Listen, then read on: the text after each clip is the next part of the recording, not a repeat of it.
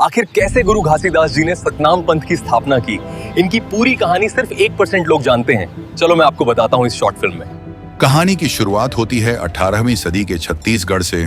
एक ऐसा समय जब समाज जातियों की दीवारों में बटा हुआ था। ऊंच नीच, छुआछूत और शोषण, हर तरफ अंधेरा फैला था। और उसी अंधेरे में जन्म लेने वाली थी एक रोशनी, जिसका नाम था घासीदास। गुरु घासीदास का जन्म 18 दिसंबर 1756 को छत्तीसगढ़ की राजधानी रायपुर से लगभग 130 किलोमीटर दूर गिरौदपुरी गांव में हुआ। उनके पिता का नाम महंगूदास और माता का नाम अमरौतिन था। उनका जन्म उस कठिन समय में हुआ जब समाज में जातिवाद, ऊंच नीच, छुआछूत और शोषण की जड़ें बहुत गहरी हो चुकी थीं। छोटी उम्र से ही घासीदास को महसूस होने लगा था कि समाज की यह व्यवस्था गलत है और बदलाव आवश्यक है। उनका विवाह सफूरा माता से हुआ। 4 पुत्र, 1 पुत्री, 5 बच्चों की जिम्मेदारी थी।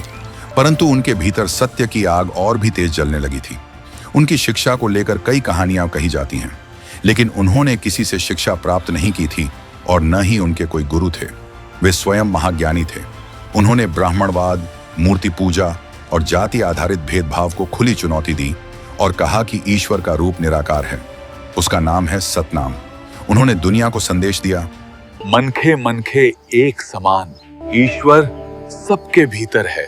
सही राह की तलाश में वे जगन्नाथपुरी के लिए निकले, जहां रास्ते में सारंगढ़ में उन्हें सच्चे ज्ञान की प्राप्ति हुई। उन्होंने गिरौदपुरी में भी छाता पहाड़ पर लंबे समय तक तपस्या की, जिसके बाद वहां उन्होंने सतनाम का उद्घोष किया और सत्य के मार्ग पर चलने का संकल्प लिया। वापस लौटने के बाद उन्होंने खेतीहर मजदूरी का काम छोड़ दिया और ध्यान में लीन हो गए। उन्होंने सोनाखान के जंगलों में भी 6 महीने साधना की। उनकी शिक्षाओं ने एक नई व्यवस्था को जन्म दिया, सतनाम पंथ। सतनामी समाज सफेद पहनता है, सफेद तिलक लगाता है, जो शुद्धता, सादगी और सत्य का प्रतीक है।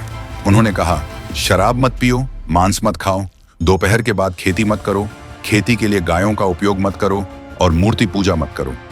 यह सब सतनाम के सिद्धांत हैं। उनके सिद्धांतों ने छत्तीसगढ़ में गहरा प्रभाव छोड़ा और उनके अनुयायी आज भी उनके मार्ग पर चल रहे हैं और जय तखंभ को सत्य का प्रतीक मानते हैं। वर्ष 1836 में 80 वर्ष की आयु में गुरु घासीदास ने देह त्यागी, लेकिन उनकी शिक्षाएं और उनके द्वारा स्थापित सतनाम पंथ आज भी जीवित हैं।